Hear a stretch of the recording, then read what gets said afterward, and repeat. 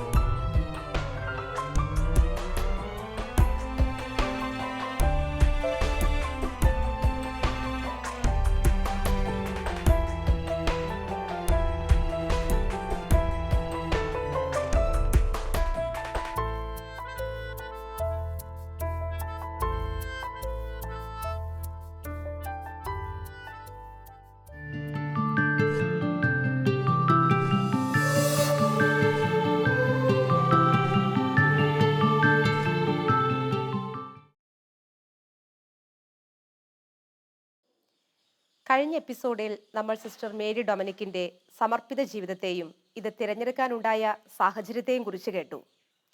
ഇന്ന് സിസ്റ്ററിന്റെ സഹന ജീവിതത്തെക്കുറിച്ചും ഈ അവസ്ഥയിലും സിസ്റ്റർ ചെയ്യുന്ന പ്രേക്ഷിത പ്രവർത്തനങ്ങളെയും കുറിച്ച് നമുക്ക് കൂടുതൽ മനസ്സിലാക്കാം. സിസ്റ്ററിന് സ്നേഹപൂർവ്വം മർത്ത എൻ മേരിയിലേക്ക് സ്വാഗതം. ഈശോയോടുള്ള സ്നേഹം, ഈശോയ്ക്ക് സിസ്റ്ററോടുള്ള സ്നേഹം തന്നെയാണ് എല്ലാ സംസാരത്തിലും മനസ്സിലാകുന്നത്. തീർച്ചയായിട്ടും ഇനി ഡൊമിനിക്കൻ കോൺഗ്രിഗേഷന്റെ പ്രവർത്തന രീതികളെ കുറിച്ച് ഒന്ന് പറയാൻ പറ്റും? ഞങ്ങളുടെ ഒരു കോൺഗ്രിഗേഷൻ 1696 സ്ഥാപിതമായ കോൺഗ്രിഗേഷനാണ്. അത് സ്ഥാപിതമായിരിക്കുന്നത് ഫ്രാൻസിലാണ്.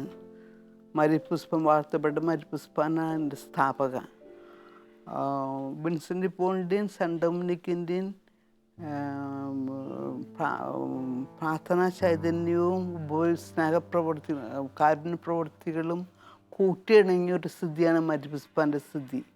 അതുകൊണ്ടാണ് ഞങ്ങൾ ഡൊമിനിക്കൻ സിസ്റ്റേഴ്സ് ഓഫ് ചാരിറ്റി എന്ന് വരുന്നത്. പിന്നെ of presentation of blessed virgin. വാഴ്ത്തപ്പെട്ട മരിപ്പുഷ്പാനെ വാഴ്ത്തപ്പെട്ടവളാക്കിയ സമയത്ത് ജോൺ പോൾ സെക്കൻഡ് വിളിച്ചത് സ്നേഹത്തിൻ്റെ സാമൂഹ്യ പ്രവർത്തക എന്നാണ്. ആ പരനാമത്തിലാണ് ആളറിയപ്പെടുന്നത്. എവിടെ പുനരുദ്ധാരണ പ്രവൃത്തികളിൽ ഏർപ്പെടുന്നുവോ അവിടെ നമുക്ക് ഏർപ്പെടാം. അതാണ് നമ്മുടെ സ്ഥിതി. എവിടെ സ്നേഹമായിരിക്കാൻ, കമ്മ്യൂണിറ്റിയിലായാലും പുറത്ത് സമൂഹത്തിലായാലും സ്നേഹമായിരിക്കും, കർത്താവിൻ്റെ സ്നേഹമായിരിക്കാൻ. ആ സ്നേഹം ആതുര ശുശ്രൂഷയിലൂടെ ആയിരിക്കാം, വിദ്യാഭ്യാസ ശുശ്രൂഷയിലൂടെ ആയിരിക്കാം, സാമൂഹ്യ സേവനത്തിലൂടെ ആയിരിക്കാം, പാസ്റ്ററൽ വർക്കിലൂടെ, പരിപാലന ശുശ്രൂഷകളിലൂടെ ആയിരിക്കാം, ഏത് പ്രവർത്തനങ്ങളും, ഇപ്പോൾ സഹനത്തിലൂടെ ആയിരിക്കും, പ്രാർത്ഥനയിലൂടെ ആയിരിക്കാം. ഞങ്ങളുടെ കോൺഗ്രിഗേഷനിൽ ആര് സ്നേഹിക്കാൻ ആഗ്രഹിക്കുന്നു, സ്നേഹത്തിൻ്റെ പുനരുദ്ധാരണ പ്രവർത്തികളിൽ ഏർപ്പെടുവാൻ ആഗ്രഹിക്കുന്നു, അവർക്കൊക്കെ സ്ഥാനമുണ്ട്. 38 രാജ്യങ്ങളിൽ കോൺഗ്രിഗേഷൻ പടർന്നിട്ടുണ്ട്. റോമിലാണ് എൻ്റെ ജനറലേറ്റ്, മദർ ഹൗസ് ഫ്രാൻസിൽ. പിന്നെ ഇന്ത്യൻ പ്രോവിൻസ്, ഇപ്പോൾ ഇന്ത്യ ഒരു പ്രോവിൻസായിട്ട് വളർന്നിട്ടുണ്ട്. അപ്പോൾ 17 കമ്മ്യൂണിറ്റികളുണ്ട്.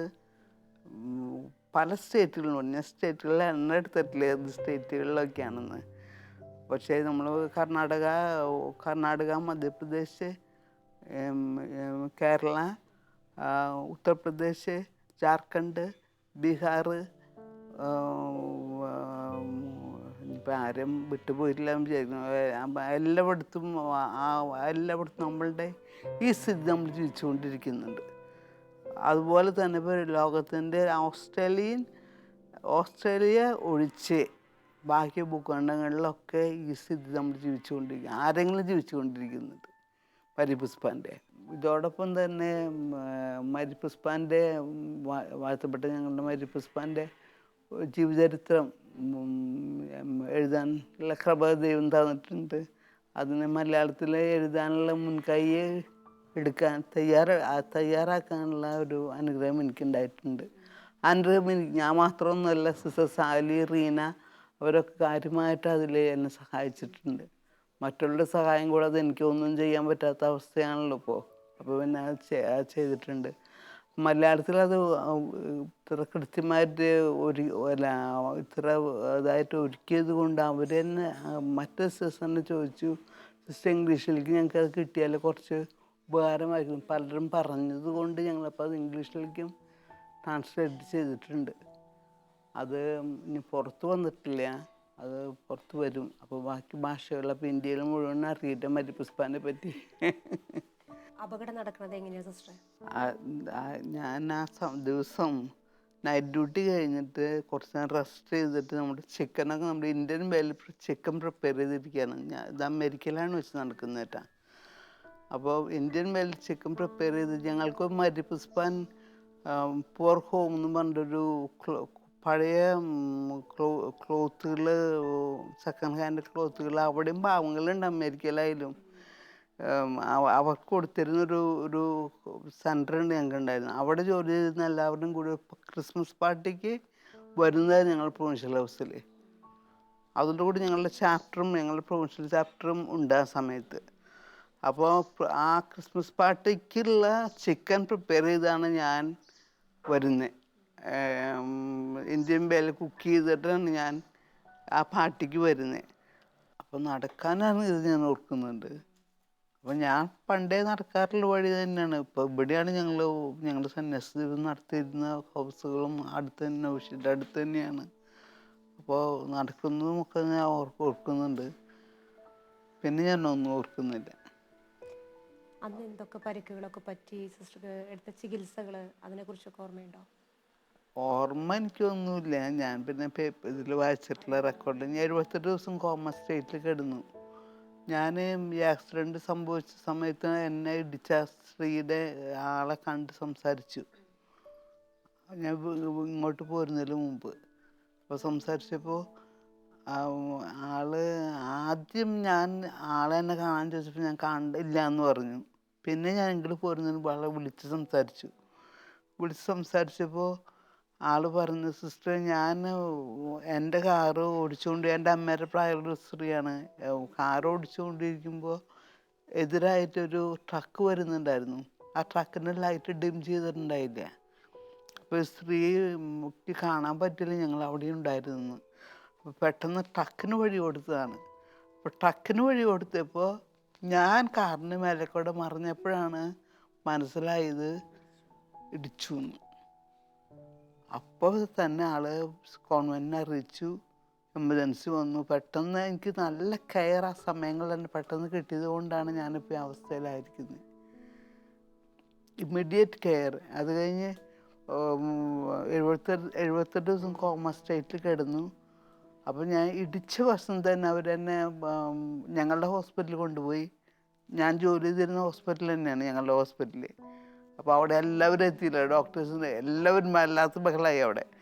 അത് കഴിഞ്ഞ് പിന്നെ എന്നെ ഒരു ഹെലികോപ്റ്ററിൽ ബോസ്റ്റൺ ട്രോമ സെൻറ്ററിലേക്ക് കൊണ്ടുപോയി.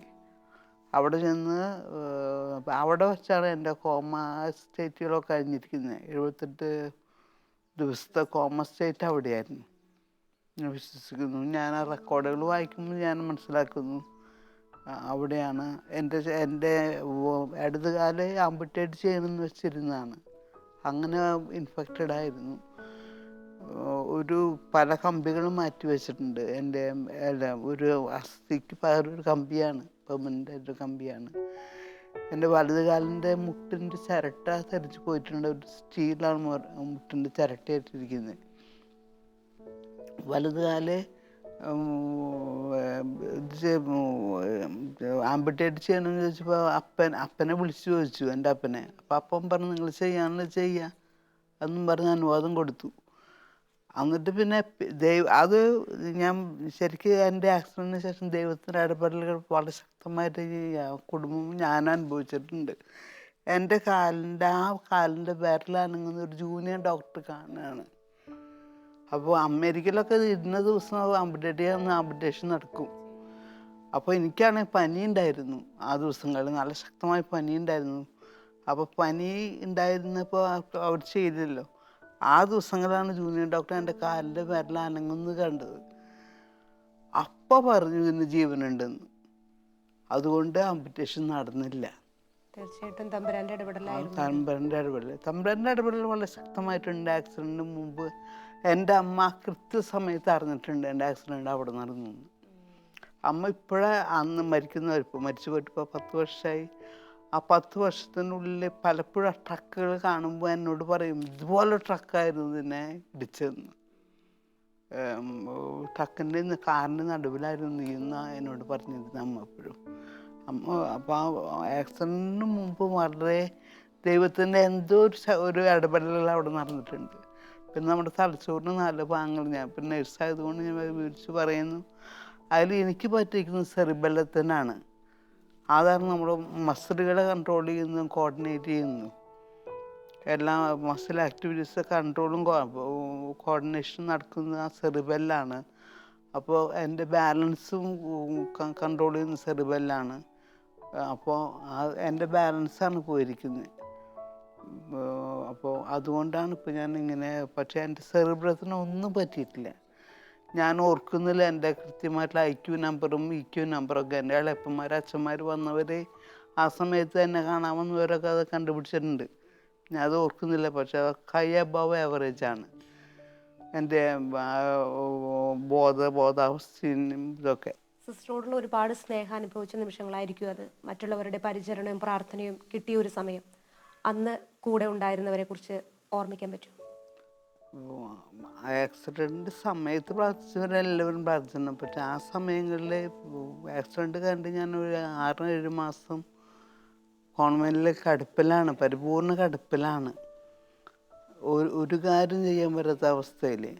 അപ്പോൾ എന്നെ പ്രത്യേകമായി ശുശ്രൂഷിച്ചവർ സിസ്റ്റർ അക്കലീന. ഞാൻ പറയുമ്പോൾ എന്നെ ശുശ്രൂഷിച്ചത് കൊണ്ട് മാത്രം വിശുദ്ധിയാവുന്നു. എന്താണെന്ന് വെച്ചാൽ ഞാൻ ഓർമ്മ വെച്ച് കടന്നു വന്നപ്പോൾ എനിക്ക് ഭക്ഷണം കഴിക്കാൻ ചവയ്ക്കാൻ വരെ അറിവില്ല, എഴുന്നേറ്റിരിക്കാൻ അറിവില്ല. 39 വയസ്സ് രണ്ടാമതെല്ലാം പഠിച്ചു. നമ്മുടെ കൊച്ചു കുഞ്ഞുങ്ങളിപ്പോൾ ചെയ്യുന്നതൊക്കെ ഞാൻ ചെയ്തിട്ടുണ്ട്. 4 കാലുമ്മ നടക്കൽ, ഇരിക്കൽ, എഴുന്നേറ്റിരിക്കൽ, കാലിട്ട് തല്ലൊക്കെ നടന്നു കഴിഞ്ഞിട്ട് എഴുന്നേറ്റ് നിന്നത്. അത് കഴിഞ്ഞിട്ടപ്പോൾ നടക്കുന്നത്. അപ്പോൾ ഒരു 3.5 വർഷക്കാലം തെറപ്പികളുടെ കാലം തന്നെയായിരുന്നല്ലോ. അപ്പോൾ എന്നെ അമേരിക്ക പ്രോവിൻസിലെ സിസ്റ്റേഴ്സ് വളരെയധികം ശുശ്രൂഷിച്ചിട്ടുണ്ട്. എൻ്റെ എല്ലാ കാര്യങ്ങളിലും അവർ ഇടപെട്ടിട്ടുണ്ട്. അതിലൊരു വളരെ നന്ദിയോട് മാത്രമേ അവർ ഓർക്കാൻ സാധിക്കുകയുള്ളൂ. എനിക്ക് ഭക്ഷണം തന്നെ കോരി തന്ന സമയങ്ങൾ ഞാൻ ഓർക്കുന്നുണ്ട്. അപ്പോൾ ഭക്ഷണം കോരി തരുമ്പോൾ ഞാൻ പിന്നെ കുറച്ചൊരു ഞാൻ തന്നെ ചെയ്യുന്നുള്ള ആളാണ്. അത് ഞാൻ ഓർക്കുന്നുണ്ട്. ഞാൻ സ്പൂൺ വാങ്ങിച്ച് ഞാൻ ഇടകൈ കൊണ്ട് ഭക്ഷണം തന്നെ കഴിച്ചു തുടങ്ങുന്നുണ്ട്. അപ്പോൾ പിന്നെ ചവയ്ക്കാനായിട്ട് ഞാൻ ഭക്ഷണം ഇരുന്ന് കണ്ണടയിലും ഇരുന്ന് 2-3 മാസം ഇരുന്ന് പഠിക്കുകയാണ്. ചവയ്ക്കാൻ മറന്നുപോയി. പിന്നെ എൻ്റെ ഭക്ഷണം സ്വാള ചെയ്യുന്ന ഒരു നെർവിന് കുഴപ്പം വന്നിരുന്നു, ചത്തുപോയിരുന്നു അത്. അപ്പോൾ ഞാൻ വ്യക്തമായിട്ട് ഓർക്കുന്നുണ്ട്. എൻ്റെ സിസ്റ്റേഴ്സ് എല്ലാവരും രാത്രിയായാലും അവരുടെ ടേൺ എടുത്ത് രാത്രിയായാലും അവിടെ നിൽക്കുന്നതും അങ്ങനെ തന്നെ. ആ ശുശ്രൂഷ തന്നെയാണ് ഇപ്പോൾ ഇന്ത്യൻ പ്രൊവിൻസിലും ഇപ്പോഴും സംഭവിച്ചുകൊണ്ടിരിക്കുന്നത്. കാര്യം അന്നത്തെ പോലത്തെ ഒരു പ്രയാസങ്ങളില്ലെങ്കിലും ഇന്നും എൻ്റെ ഡ്രസ്സുകൾ അലക്കൽ എല്ലാ ആഴ്ചയിലും എൻ്റെ സിസ്റ്റേഴ്സ് ടേൺ എടുക്കും. എൻ്റെ ഒരു പ്രധാനപ്പെട്ട ടേണാണ് ആഴ്ചയിൽ. ഒരു ദിവസം അവർക്ക് കിട്ടുന്നുള്ളത്. ഇന്ത്യൻ സിസ്റ്റേഴ്സ് ആയാലും വളരെ കാര്യമായിട്ട് അവരുടെയൊക്കെ ശുശ്രൂഷ കൊണ്ട് മാത്രമാണ് ഞാൻ ഇങ്ങനെയായിരിക്കുന്നത്. അവരുടെ ശുശ്രൂഷയും കർത്താവിൻ്റെ സ്നേഹവും കൊണ്ട് മാത്രമാണ് ഞാൻ ഇങ്ങനെയായിരിക്കുന്നത്.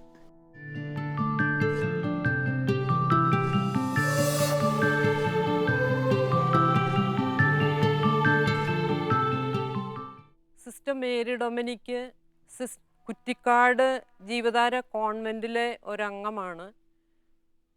ഞങ്ങളോടൊപ്പം ആണ് സിസ്റ്റർ താമസിക്കുന്നത്. സിസ്റ്ററെ എനിക്ക് സിസ്റ്ററുടെ ആക്സിഡൻറ്റിന് മുമ്പേ തൊട്ടേ അറിയാം. സിസ്റ്റർ വളരെ ആക്റ്റീവായിട്ടുള്ള ഒരു മെമ്പറായിരുന്നു. ജീവധാരയുടെ ആരംഭത്തിൽ ഇവിടെ ഒരു ആശുപത്രിയായിരുന്നു. അവിടെ സിസ്റ്റർ ഒരു നേഴ്സ് എന്ന നിലയിൽ പ്രവർത്തിക്കുന്നതിന് പുറമെ ഔട്ട്റീച്ച് പ്രോഗ്രാംസ്, ഹൗസ് വിസിറ്റിംഗ്, അങ്ങനെ പല കാര്യങ്ങളും ചെയ്തിരുന്നു. അവാർഡ് എന്ന പ്രസ്ഥാനം apex voluntary agency four rural development, അത് രൂപതാ ലെവലിലുള്ള ഒരു സോഷ്യൽ വർക്ക് ഏജൻസിയാണ്. അതിൻ്റെ ഫൗണ്ടിങ് മെമ്പറാണ് സിസ്റ്റർ. എന്നാൽ ആക്സിഡൻറ്റിന് ശേഷം സിസ്റ്ററുടെ പ്രവർത്തന ശൈലി വളരെ വ്യത്യാസപ്പെട്ടു. ആക്സിഡൻറ്റിന് ശേഷം സിസ്റ്റർ ആ അവസ്ഥ അംഗീകരിക്കാനും കുറേ സമയമെടുത്തു. അന്നത്തെ സിസ്റ്റർ അക്വലീന സിസ്റ്ററെ ശുശ്രൂഷിച്ചിട്ടുണ്ട് അമേരിക്കയിൽ വെച്ച്. ആ സിസ്റ്റർ മേഡമിനെ ശുശ്രൂഷിച്ചു എന്ന നിലയിൽ തന്നെ ആ സിസ്റ്റർ ഒരു വിശുദ്ധയാകും എന്ന് സിസ്റ്റർ മേഡമിനിക്ക് തന്നെ ഞങ്ങളോട് പറഞ്ഞിട്ടുണ്ട്. അത്രമാത്രം ബുദ്ധിമുട്ടുണ്ടായിരുന്നു ആ ഇപ്പോഴത്തെ സ്ഥിതി അംഗീകരിക്കാനായിട്ട്. എന്നാൽ കാലക്രമേണ ഇന്ത്യയിൽ വന്നതിന് ശേഷം സിസ്റ്ററിന് ഒത്തിരിയേറെ ആയുർവേദ ട്രീറ്റ്മെൻറ്റും അതോടൊപ്പം പ്രാർത്ഥനയും സിസ്റ്ററോടൊപ്പം ഉണ്ടായിരുന്നു. അങ്ങനെയാണ് സിസ്റ്റർ ഇന്നത്തെ ഈ നിലയിൽ എത്തിച്ചേർന്നത്. ഇപ്പോൾ സിസ്റ്റർ ഒത്തിരിയേറെ പ്രാർത്ഥനയും അതുപോലെ സഹനവും വഴിയായിട്ട് മറ്റുള്ളവരെ ദൈവത്തിലേക്ക് ആനയിച്ചു കൊണ്ടിരിക്കുകയാണ്. വ്യക്തികളെയും കുടുംബങ്ങളെയും ഒത്തിരിയേറെ കൗൺസിലിംഗ് വഴിയായിട്ട് സിസ്റ്റർ സഹായിക്കുന്നു. ഇവിടെ ജീവധാര ധ്യാന കേന്ദ്രത്തിൽ ദമ്പതി ധ്യാനം ഉള്ളപ്പോഴെല്ലാം അവർക്ക് കൗൺസിലിംഗ് ചെയ്ത് ദമ്പതികളുടെ പരസ്പര സ്നേഹത്തെ ആഴപ്പെടുത്തി കൊടുക്കുന്നു. കമ്മ്യൂണിറ്റിയിൽ ഞങ്ങളുടെ പോലെ ആക്റ്റീവായിട്ട് ഓടി നടക്കാൻ പറ്റില്ലെങ്കിലും പല കാര്യങ്ങളിലും താല്പര്യമുള്ള ആളാണ്. കമ്മ്യൂണിറ്റി മൈൻഡഡ് ആയിട്ടുള്ള ഒരു വ്യക്തിയാണ്. കമ്മ്യൂണിറ്റി റെക്രിയേഷന് ഒത്തിരിയേറെ പ്രാധാന്യം കൊടുക്കുന്നുണ്ട്. ഞങ്ങളെയെല്ലാം വിളിച്ചു കൂട്ടി ആഴ്ചയിൽ ഒരിക്കലെങ്കിലും നല്ലൊരു റെക്രിയേഷൻ നടത്താനായിട്ട് സിസ്റ്റർ ഒത്തിരി ഉത്സാഹം കാണിക്കുന്നു. അതുപോലെ തന്നെ തോട്ടപ്പണിയിൽ സിസ്റ്ററിന് ഭയങ്കര താല്പര്യമുള്ള ആളാണ്. സ്വയം ചെയ്യാൻ പറ്റില്ലെങ്കിലും അത് മറ്റുള്ളവരെ കൊണ്ട് ചെയ്യിപ്പിക്കുകയും അതിൻ്റെ ഉത്തരവാദിത്വം ഏറ്റെടുക്കുകയും ചെയ്യുന്ന ഒരു മനോഭാവം സിസ്റ്ററിനുണ്ട്.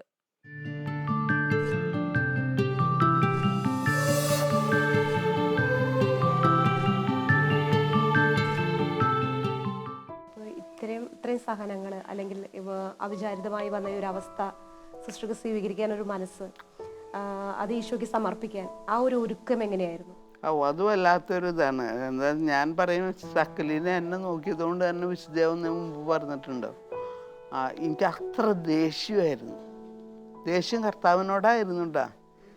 അപ്പം ആളോട് പറയാനുള്ളത് പറയും, ദേഷ്യം. ആ ദേഷ്യം പിന്നെ കർത്താവിനോട് എടുക്കാൻ പറ്റില്ലല്ലോ. അപ്പോൾ വേറെ ആരോടെങ്കിലും എടുത്ത് അവസാനിപ്പിക്കും. അപ്പോൾ ദേഷ്യം വരുമ്പോൾ ഭയങ്കര സങ്കടമുണ്ട് എനിക്ക്.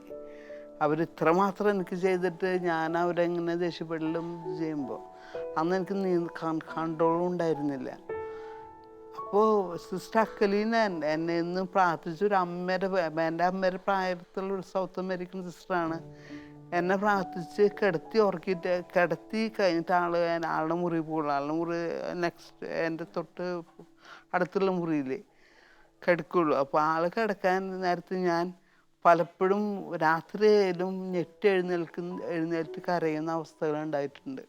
ആ സമയത്തൊക്കെ സിസ്റ്റർ ഓടി വന്ന് എന്നെ ആശ്വസിപ്പിച്ച് എന്നെ എടുത്ത് തൊള്ളിടാൻ പറ്റില്ലല്ലോ, എന്നെ തട്ടി തലോടി ഉറക്കി കിടക്കും. അപ്പം സിസ്റ്റർ എപ്പോഴും എന്താണ് കർത്താവ് നമുക്ക് എൻ്റെ ജീവിതത്തിൽ ഇടപെടാൻ പോകുന്നത്, ഇതൊരു സ്നേഹത്തിൻ്റെ ഒരു ദാനമാണെന്ന് എന്നാണ് മേരിനവനിക്ക് മനസ്സിലാക്കാൻ പോകുന്നത്. ഈ സഹനം സ്നേഹത്തിൻ്റെ ഒരു ദാനമാണെന്ന് എന്നാണ് സിസ്റ്റർ മേരിനവനിക്ക് മനസ്സിലാക്കാൻ പോകുന്നതെന്ന് സിസ്റ്റർ അഖിലേനെ എപ്പോഴും പ്രാർത്ഥിച്ച് കഴിയുമ്പോഴും ഞാൻ ദേഷ്യപ്പെട്ട് കഴിയുമ്പോൾ പറയാറുണ്ട് കുറച്ച് കഴിയുമ്പോൾ. അതോടൊപ്പം തന്നെ എൻ്റെ ഇളയപ്പൻ കപ്പുച്ചിനച്ചൻ അവിടെ വരാറുണ്ട്. ഇവിടെ ആയിരുന്ന ആൾ കുറച്ച് സമയം ന്യൂയോർക്ക് ആശ്രമത്തിലുണ്ടായിരുന്നു. അപ്പോൾ ബോസ്റ്റിന് ഒരു 1.5 മണിക്കൂർ യാത്ര ചെയ്തിട്ട് വരുന്ന ഒരു ഞങ്ങളുടെ കോൺവെൻ്റ് ആൾ വരാറുണ്ട് മാസത്തിലൊരിക്കൽ.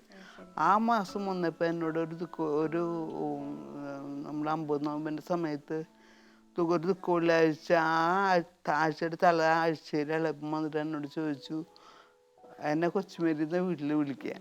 അപ്പോൾ കൊച്ചുമേരി നീ പോകുമോ, സർവീസുകൾക്ക് പോകുമെന്ന് ചോദിച്ചു. അപ്പം ഞാൻ പറഞ്ഞു ഞാൻ ആരോടും ചോദിക്കാൻ പോകുന്നില്ല. അപ്പം എനിക്ക് അവരെന്നെ തെറപ്പിക്ക് കൊണ്ടുപോകണം, ഡോക്ടേഴ്സ് അപ്പോയിൻമെൻ്റ് ഉണ്ട്, പിന്നെ കൗൺസിലിംഗ് അപ്പോയിൻമെൻ്റ് ഉണ്ട്, റീഹാബിലിറ്റേഷൻ അപ്പോയിൻമെൻറ്റുകളുണ്ട്, കുറേ അപ്പോയിൻമെൻറ്റുകളുണ്ട് എനിക്ക്. അവ കൃത്യമായിട്ട് കൊണ്ടുപോവല്ലേ. അപ്പം ഞാനിപ്പോൾ പ്രത്യേകിച്ച് ഇത് കൂടി ചോദിക്കാൻ പോകുന്നില്ല എന്ന് ഞാൻ പറഞ്ഞു. അപ്പോൾ സിസ്റ്റർ അക്കലിനായാലും സൗത്ത് അമേരിക്കൻ ആയാലും അവരും അങ്ങനെ ഡ്രൈവിങ് അങ്ങനെ പഠിക്കുന്നവരല്ല, നമ്മളുടെ പോലത്തെ ഒരു കൾച്ചർ തന്നെയായിരുന്നു. അപ്പോൾ സിസ്റ്ററും എന്നോട് പറഞ്ഞു ആരോടെങ്കിലും ചോദിക്കാൻ കൊണ്ടുപോകാൻ. ചോദിച്ചില്ല, ആരോടും ചോദിച്ചില്ല, ആരും എന്നെ കൊണ്ടുപോയില്ല. അപ്പം അന്ന് വൈകുന്നേരം സിസ്റ്റർ എന്നോട് എന്നെ കിടത്തി പോയി. അപ്പം സിസ്റ്റർ എന്നെ കിടത്തി ഭക്ഷണം തന്നു മരുന്ന് പൊക്കോളാൻ പറഞ്ഞു. അങ്ങനെ ഞാൻ കിടന്നു. അപ്പം ഞാൻ കിടന്നു, പക്ഷെ സിസ്റ്ററിന് ശാന്തമായിട്ട് ഞാൻ വിട്ടു, ദേഷ്യപ്പെട്ടൊന്നുമില്ല. ഞാൻ എന്നിട്ട് അന്ന് വൈകുന്നേരം കർത്താവിനോട് നല്ലോണം ദേഷ്യപ്പെട്ട് സംസാരിച്ചു, കരഞ്ഞു, ദേഷ്യപ്പെട്ടു. എന്തൊക്കെ ചെയ്തിട്ടുണ്ട്. തെറി പറഞ്ഞിട്ടില്ല, തെറി ഞാൻ പണ്ടേ പഠിച്ചിട്ടില്ല, തെറി ഞാൻ പണ്ടേ പഠിച്ചിട്ടില്ല. അങ്ങനെ കരഞ്ഞ് ഞാൻ കുറേ ശക്തമായിട്ട് അങ്ങനെ എൻ്റെ പ്രയാസങ്ങളും. അപ്പം ഞാനാണ് ചെറുപ്പം മുതൽ ഇത്ര പള്ളിയോട് അടുത്ത് ജീവിച്ചിട്ടുള്ള ആളായതുകൊണ്ട് പള്ളിയിലെ ഓരോ അംഗങ്ങളോട് നമുക്ക് വളരെ അടുത്ത് ജീവിച്ചിട്ടുള്ള ആളല്ലേ. അപ്പോൾ എനിക്കിത് കൊള്ളാഴ്ചക്ക് പള്ളി പോകില്ല എന്ന് പറയുന്നത് ഭയങ്കര സങ്കടമാണ്, പല ഓർമ്മകളും. അപ്പോൾ എനിക്കൊരു 5-10 പേര് എൻ്റെ താഴെയുണ്ട്. അപ്പോൾ അവരെ പള്ളി കൊണ്ടുപോയതും എല്ലാ ഓർമ്മകളും ഉണ്ട്. അമ്മ ഇങ്ങനെ അവരെ നോക്കിയിരിക്കുന്നതും അമ്മ പരിഹാര പ്രദർശനത്തിൽ പോകുമ്പോഴും അങ്ങനത്തെ ഒരു വളരെ ഓർമ്മകളുള്ളൊരു സമയം. അപ്പോൾ എനിക്ക് സഹിക്കാൻ പറ്റിയില്ല. അപ്പോൾ ഞാനന്ന് എല്ലാം പറയേണ്ടതൊക്കെ പറഞ്ഞു, കർത്താവിനോട് പറഞ്ഞു ഞാൻ ഉറങ്ങിപ്പോയിട്ടുണ്ടാവും. അത് ഉറങ്ങിപ്പോയിട്ടൊരു 2 മണിയോട് കൂടി ഞാൻ എൻ്റെ വാതിൽമ ഒരു കൊട്ട് കേൾക്കുക. അപ്പം ഞാൻ ചോദിച്ചത് ആരാന്ന് ചോദിച്ചു. കടന്നു വരുന്നത് ഞാൻ സംസാരിക്കുന്ന കർത്താവ് തന്നെ, ഞാനാണെന്ന് പറഞ്ഞു. എൻ്റെ കർത്താവ് അങ്ങനെ കടന്ന് വന്ന് എൻ്റെ കട്ടിലിരുന്നു. അപ്പം ഞാനും ഇരിക്കുകയാണ്. അപ്പോൾ അതുകൊണ്ട് ഞാൻ പറഞ്ഞത് ഒരു സ്വപ്ന ദർശനമാണ്. പക്ഷെ ആ സ്വപ്ന ദർശനം ഇന്നും എന്നെ വളരെ സ്വാധീനിക്കുന്നതാണ്. എൻ്റെ വേദനയുടെ നിമിഷങ്ങളിൽ, എൻ്റെ ഏകാന്തയുടെ നിമിഷങ്ങളിൽ ഞാൻ പോകുന്ന സ്വപ്നത്തിലേക്കാണ്. അപ്പോൾ കർത്താവ് അപ്പം ആ സമയങ്ങളിൽ ഞാൻ വളരെ പഠിച്ചുകൊണ്ടിരിക്കുന്നതാണ്. ഞാൻ വലിയ ആളെന്ന് വെച്ചിരുന്ന സമയമാണത്. ഞാൻ ചാപ്റ്ററിലെ ഡെലിഗേറ്റാണ്, അതിനുള്ള പേപ്പർ ഒരുക്കിയിട്ടുണ്ട്. ഞാൻ MTH കോഴ്സിൻ്റെ കുറച്ച് കോഴ്സുകൾ എടുക്കുന്നുണ്ട്, ഹോസ്പിറ്റലിൽ ജോലി ചെയ്യുന്നുണ്ട്, എല്ലാം ഞാൻ വലിയ ആളെന്നൊക്കെ വെച്ച് നടക്കുന്ന കാലം. അപ്പോൾ കർത്താവ് എന്നോട് വന്നിരുന്ന് പറഞ്ഞു ഇങ്ങനെ എൻ്റെ തോളിൽ കയറ്റിട്ട് വെച്ചുവിട്ട് എന്നോട് പറഞ്ഞത് എന്താ അത്. ഞാൻ പറഞ്ഞു എന്താ എന്നെ കാണിച്ചിരിക്കുന്നേ, എനിക്കിപ്പം സാധാരണ മനുഷ്യൻ്റെ പോലെ ജീവിക്കേണ്ട അവകാശം എനിക്കില്ലേ, എന്ത് കാണിച്ചു എന്ന് ഞാൻ ചോദിച്ചു. അപ്പോൾ കർത്താവ് പറഞ്ഞേ, നിൻ്റെ ആദ്യത്തെ വിളി ഓർക്കുന്നില്ലേ, എൻ്റെ ദാഹം, ആത്മാക്കൾക്കുള്ള ദാഹം നീ നിന്നാൽ കഴിയുമെന്ന് ശമിപ്പിക്കുന്നുള്ളൊരു ആഗ്രഹം നിനക്കുണ്ടായില്ലേ ചെറുപ്പത്തിലെ. ആ വിളിയുടെ പൂർണ്ണതയാണ് ഞാൻ ഇപ്പം നിനക്ക് തരുന്നത്. അപ്പോൾ ഈ വിളി, ആ വിളിയെ നിൻ്റെ ദൈവവിളിയുടെ പൂർണ്ണതയിലേക്കാണ് എന്നെ കൊണ്ടുവരുന്നത്. എന്നിട്ട് ആ കർത്താവ് പറയാണ്, നിൻ്റെ ഡിഗ്രി എത്ര ഡിഗ്രി ഉണ്ടായെന്നോ, എത്ര മഠത്തിൻ്റെ സുപ്പീരിയർ ആയെന്നോ, എത്ര ചാപ്റ്ററിൽ അംഗമായെന്നോ ഒന്നുമല്ല ഞാൻ ചോദിക്കാൻ പോകുന്നത്. ഞാൻ ആകെ ചോദിക്കാൻ പോകുന്നത് 2 ചോദ്യം. ആ 2 ചോദ്യം ഞാൻ ഇന്നിപ്പോൾ പറയുമ്പോൾ ഞാൻ പറയും എല്ലാ മെത്രന്മാരോടും മാർപ്പാപ്പയോടും നമ്മളോടൊക്കെ ചോദിക്കുന്നത് മാത്രം. ആ 2 ചോദ്യം ഏതാണ് ഞാൻ നിങ്ങളോട് ചോദിക്കുന്നത്? തീർച്ചയായിട്ടും അത് പറയണം സിസ്റ്റർ. ഏതായിരുന്നു? സ്വപ്ന ദർശനമായിരുന്നെങ്കിൽ കൂടി. അപ്പം ആ 2 ചോദ്യം, ഒന്ന് എന്നെ സ്നേഹിച്ചു, എന്നെ പ്രതി മറ്റുള്ളവരെ സ്നേഹിച്ചു. അപ്പോൾ എന്നിട്ട് പിന്നെ ആ കർത്താവ് കുരിശ് ചൂണ്ടിക്കാണിച്ചിട്ട് എന്നോട് പറഞ്ഞു, ഇതിവിടെയാണ് എൻ്റെ ശക്തമായ സ്നേഹം ഞാൻ കാണിച്ചിരിക്കുന്നത്, എൻ്റെ അനന്തമായ സ്നേഹം എൻ്റെ കാണിച്ച കുരിശുമല. അല്ലാതെ ഞാൻ രോഗികളെ ശുശ്രൂഷിച്ച് ഓടി നടന്നപ്പോഴോ ആ പ്രവൃത്തി ചെയ്തപ്പോഴോ ഈ പ്രവൃത്തി ചെയ്തപ്പോഴോ അല്ല. അതിൻ്റെ ഒരു ചെറിയ ഭാഗം മാത്രം നിനക്ക് തന്നിട്ടുള്ളൂ, നീ അത് എടുക്കില്ല എനിക്ക് വേണ്ടിയെന്ന് ചോദിച്ചു. അപ്പം ഞാൻ പറഞ്ഞു, ഞാൻ എടുക്കാം കർത്താവേ എന്ന് പറഞ്ഞു. ഞാൻ എടുക്കാമെന്ന് പറഞ്ഞു. അപ്പോൾ കർത്താവ് എന്നെ നിറയല്ലേ മുത്തി, ഞാൻ നിൻ്റെ കൂടെയുണ്ട് എപ്പോഴും എന്നുള്ള. അപ്പോൾ ആ സ്വപ്നം ഇപ്പോഴും എൻ്റെ ജീവിതത്തിൽ, ഇപ്പോൾ ഇത് വർഷങ്ങൾക്ക് മുമ്പാണെങ്കിലും വളരെ സജീവമാണ്. പക്ഷെ ഇപ്പോൾ ഞാൻ ഇടയ്ക്ക് കർത്താവിനെ കാണണമെന്ന് പറഞ്ഞാൽ എനിക്ക് കാണാൻ പറ്റണില്ല. ഞാൻ കിടക്കാൻ നേരത്ത് എനിക്ക് കർത്താവിൻ്റെ മുഖം ഒന്നും കൂടി ഒന്ന് കണ്ടു ഒന്ന് വർത്താനം പറയാമെന്ന് പറഞ്ഞാൽ അത് പറ്റില്ല. അതെന്തോ എനിക്കറിഞ്ഞൂടാ. പക്ഷേ ആ സ്വപ്ന ദർശനം എന്നെ ഇപ്പോഴും നയിച്ചുകൊണ്ടിരിക്കുന്ന ഒരു സ്വപ്ന ദർശനമാണ്.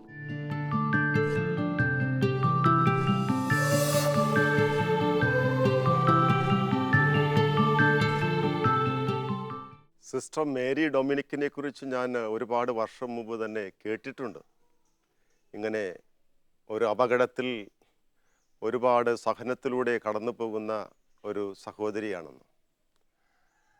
എന്നാൽ വളരെ അടുത്ത് പരിചയപ്പെടാനും മനസ്സിലാക്കുവാനും സാധിച്ചത് ഒരു വർഷമായിട്ടുള്ളൂ. ഞാനിവിടെ വികാരിയായി വന്ന കാലം മുതലേ ആഴ്ചയിൽ 1-2 ദിവസം തന്നെ ഇവിടെ വന്ന് ബലിയർപ്പിക്കുവാനുള്ള അവസരം എനിക്ക് ലഭിക്കാറുണ്ട്.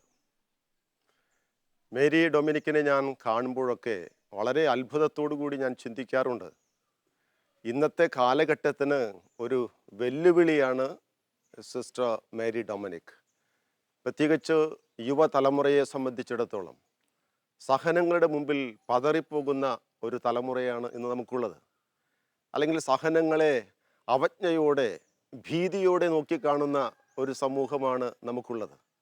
സഹനം എന്ന് വെച്ചാൽ എന്തോ വളരെ വലിയ നെഗറ്റീവായിട്ടുള്ള ഒരു എനർജി അല്ലെങ്കിൽ നെഗറ്റീവായിട്ടുള്ളൊരു സംഗതിയാണ്, പാപം എന്നതുപോലെ പോലും ചിന്തിക്കുന്ന മനുഷ്യർ ധാരാളമുണ്ടെന്ന് സമൂഹത്തിൽ.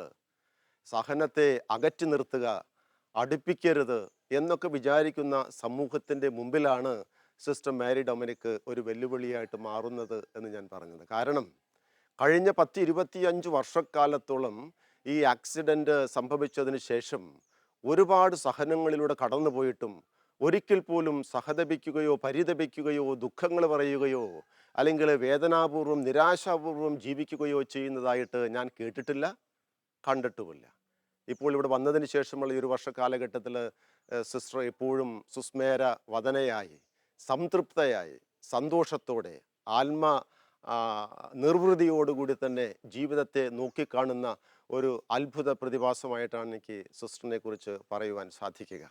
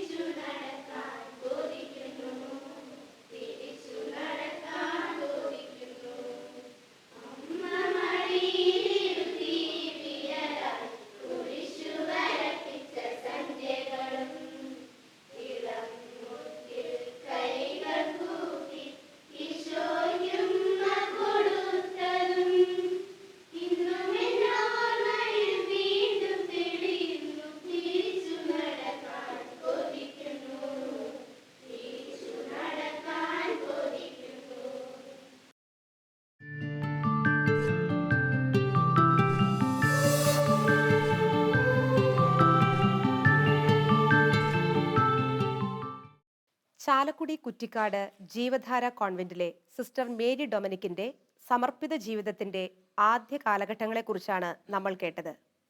ഈ സമർപ്പിത ജീവിതം സഹന ജീവിതമായതിൻ്റെ വിശ്വാസത്തിൽ ആഴപ്പെടുന്ന വിശേഷങ്ങൾ അടുത്ത എപ്പിസോഡിൽ കാണാം. കാത്തിരിക്കാം പ്രാർത്ഥനയോടെ. ദിവ്യകാരുണ്യമേ, സ്നേഹസാന്നിധ്യമേ, ദിവ്യകാരുണ്യമേ, സ്നേഹസാന്നിധ്യമേ,